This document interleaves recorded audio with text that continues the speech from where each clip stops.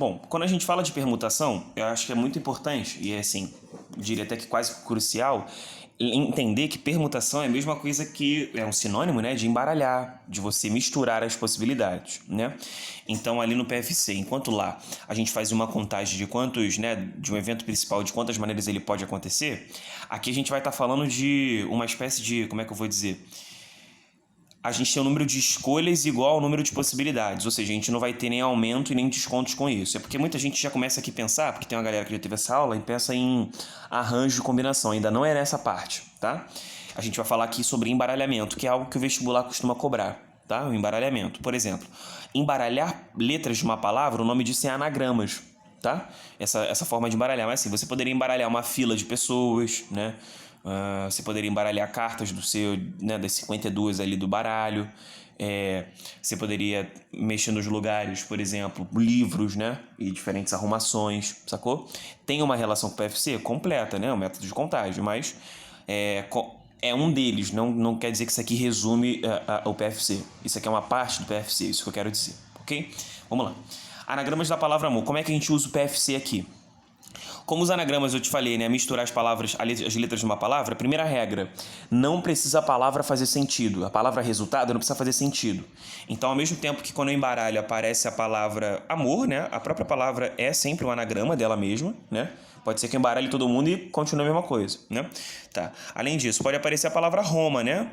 E aí, assim, como é uma parada que não tem nenhum recorte linguístico, né? Quer dizer, até se a gente investigar tem, mas eu quero dizer que as palavras não precisam fazer sentido porque é um recurso meramente matemático, né? Não tem relação com a língua, a princípio, né? Depois a gente pode discutir melhor sobre isso.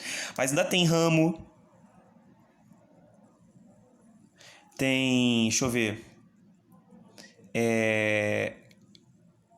Omar, enfim, tem várias possibilidades. Eu não sei, vocês conseguiriam de cabeça dizer quantas possibilidades nós temos no total?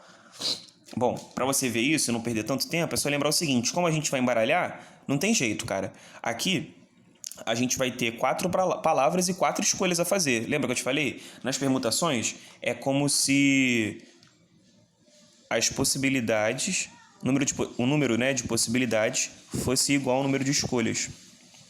Escolha, geralmente, a gente remete àqueles tracinhos, porque olha só, possibilidades eu tenho 4 letras, mas eu vou ter que também preencher 4 espaçamentos destinados para as letras. Então, se eu quero embaralhar e ver todas, eu posso ver todos os inícios possíveis. E se é a primeira letra, eu tenho 4 possibilidades, né? Tem 4 letras aqui.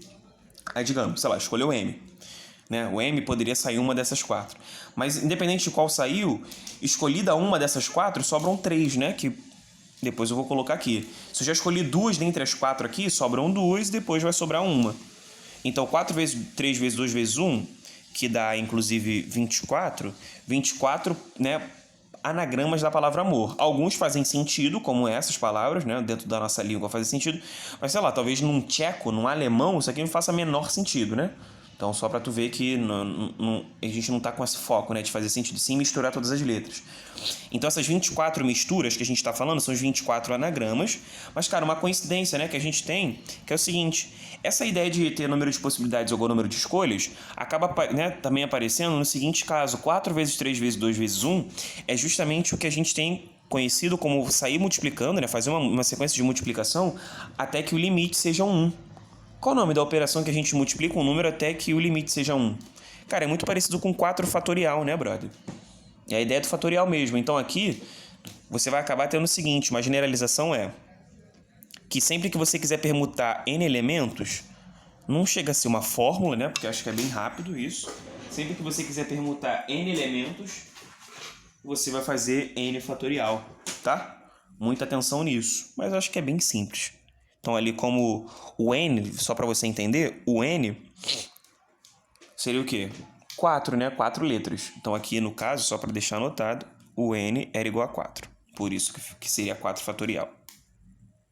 Ok? Deixa aí para você ver. O outro que eu queria aproveitar logo no ensejo, né? A pegada aqui, e falar da permutação agora só que com repetição. E para isso, eu vou também usar os anagramas, tá? Os anagramas da palavra ovo. Vou usar esse recurso, mas a gente, enfim, pode continuar falando de PFC também. Eu sei que entre esses dois O's não tem nenhuma diferença, né? Mas quando a gente tem permutações com repetição, Não chega a ser um problema, mas a gente vai ter... Entende que a gente vai ter menos casos?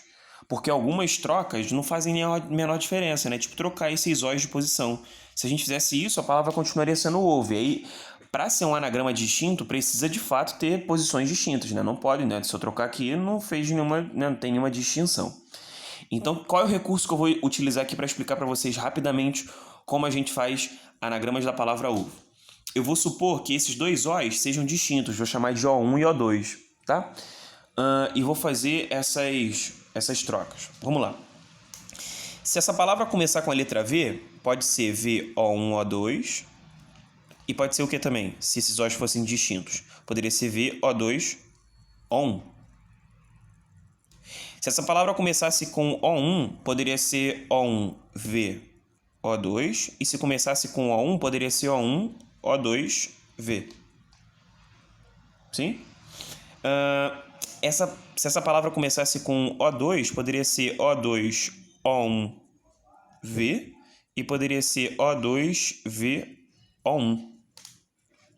E aqui estão as 6 possibilidades. Teoricamente, 6 possibilidades. Eu falo teoricamente pelo seguinte, porque... Entendeu o que eu quis dizer? VO1, O2 e VO2, O1 foi uma diferenciação que a gente criou, mas na real, Os não tem diferença nenhuma, né? Aí vê se tu entende.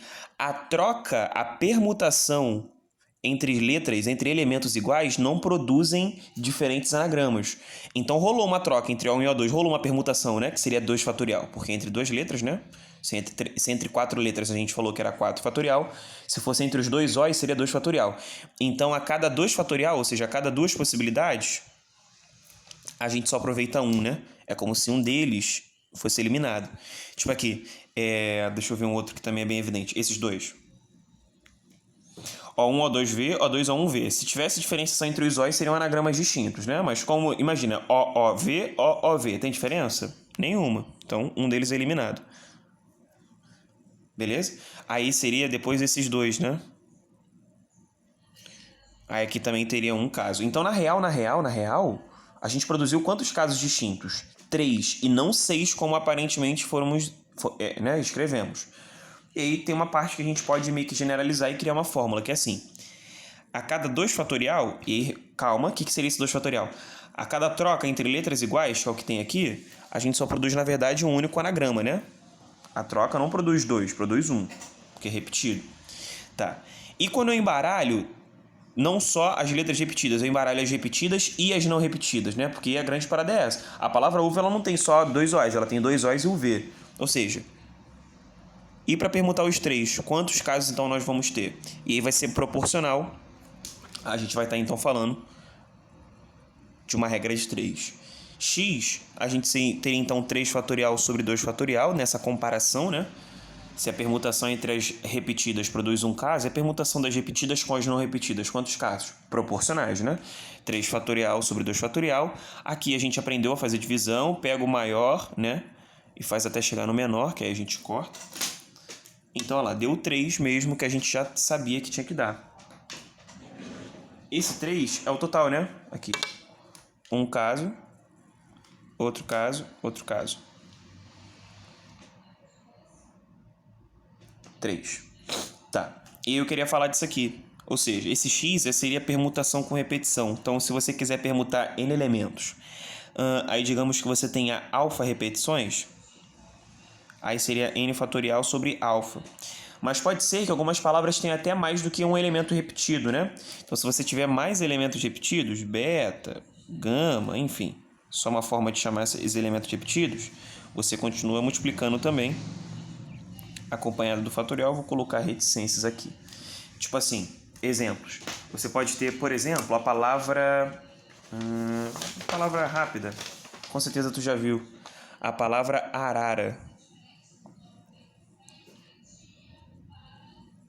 A palavra arara, ela tem quantas letras? Ela tem 5 letras, né? Deixa eu colocar pertinho aqui do que a gente falou ainda há pouco. Ó, a palavra arara tem 5 letras. Então, justamente por isso, o que a gente vai poder falar? Que a permutação, né? Quantos anagramas tem aqui? Seria a permutação de 5 elementos. Aí tem repetições do A, são 3 A's e tem 2 O's. Aí isso ficaria assim, 5 fatorial, que nem na fórmula, o N, o total de letras da parada. E embaixo, o total de repetições. todas as repetições. Então, por isso que não só entra repetições do A, mas as repetições de R também. Aí daqui depois teria que resolver, né? 5 vezes 4 vezes 3, 3 e 2. Aí corta 3 com 3. Aí 5 vezes 4 em cima tá dando 20. E 2 fatorial é 2 vezes 1, é 2. Aí aqui daria 10. Então tem 10 anagramas da palavra arara. Nem todas as trocas aqui vão fazer, enfim, novos anagramas. É basicamente isso, tá? Então eu queria só chamar a atenção disso de vocês. Mas tem vários exemplos aí, tem eu também na monitoria. Então me procura, vamos falar, vamos trocar, tá? Mas essa é a fórmula de permutação com repetição. Lembrando, o N aqui é o número de elementos. E A, alfa, beta e gama são as repetições, tá? É isso, gente.